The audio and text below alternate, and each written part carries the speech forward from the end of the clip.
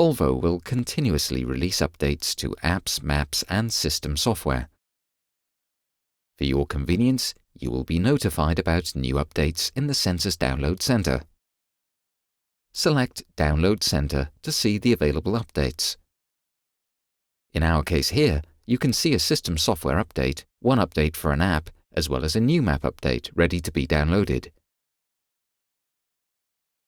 To download the available system software update to your Volvo, you can press Install All here in Download Center. If you'd like to know more about what kind of update has been made available, just tap on System Update. In this example, it is an update for the infotainment system software. To see the size of the update, extend the view.